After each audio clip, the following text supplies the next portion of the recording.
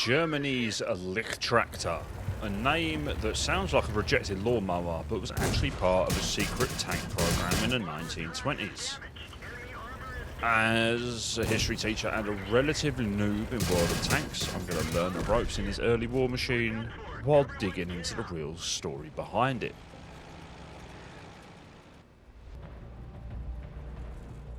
Alright, so, the Treaty of Versailles. Germany were banned from having any tanks.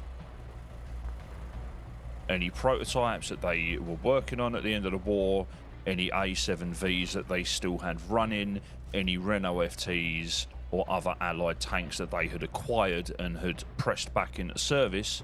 After World War I, Germany was banned from developing tanks underneath the Treaty of Versailles. So naturally, they cheated.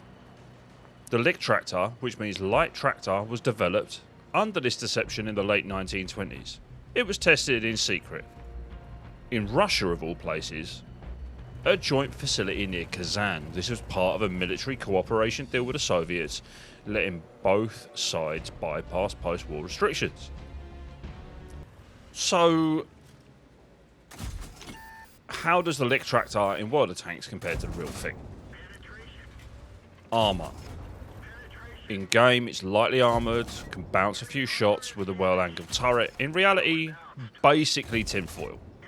The prototype had thin riveted plates, enough to stop small arms, but not much more. Very much like the majority of interwar tanks, they were still based on the very early basic designs that came out of World War I.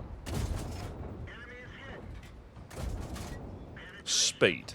In game it maxes out at about 30 kilometers an hour. That's actually pretty accurate. The real life model tops out at around 25 to 30 kilometers an hour, depending on the terrain and whether or not you were going downhill.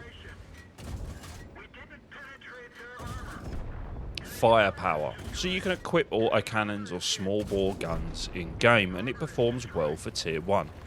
The real life Leichttraktor had a 3.7cm gun, decent for training and not for real combat. Some never even had turrets. They were just dummies for testing layouts. For tactical use in game, you can flank, hide in bushes or use elevation. It's pretty fun. In real life, this thing never saw combat. It was a rolling experiment. It was part of Germany's rearmament dress rehearsal, if you wanted to put it like that.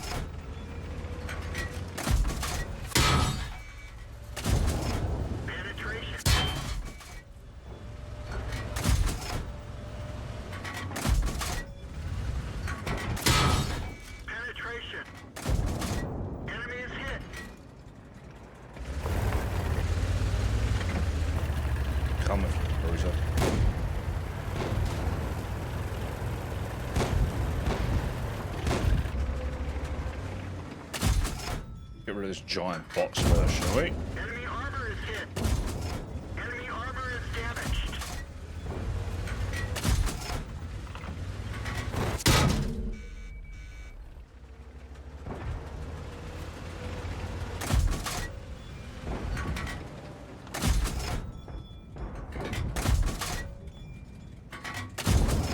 Penetration. Gotcha. Took out the giant box. Let's go. Cruiser. Come in.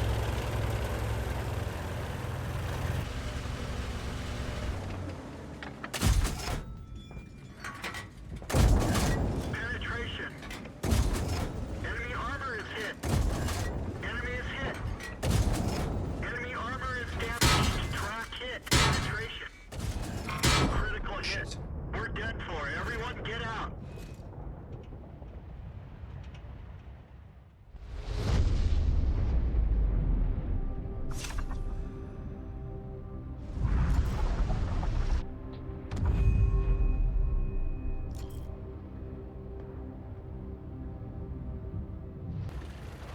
In 1933, the test ended. A new regime had come into power and open rearmament had begun. The Leichttraktor vanished, but its lessons rolled into future designs like the Panzer I and Panzer II. It never fought a war, but it did help build the army that would.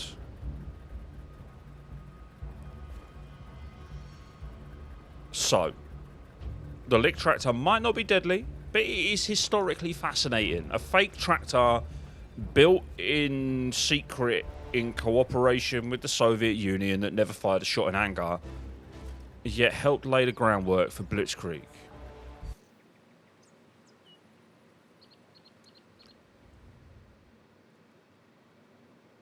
Subscribe if you want more tank history with a healthy dose of idiot mistakes, and tune in next time when I look at the French Renault FT, the godfather of all modern tanks.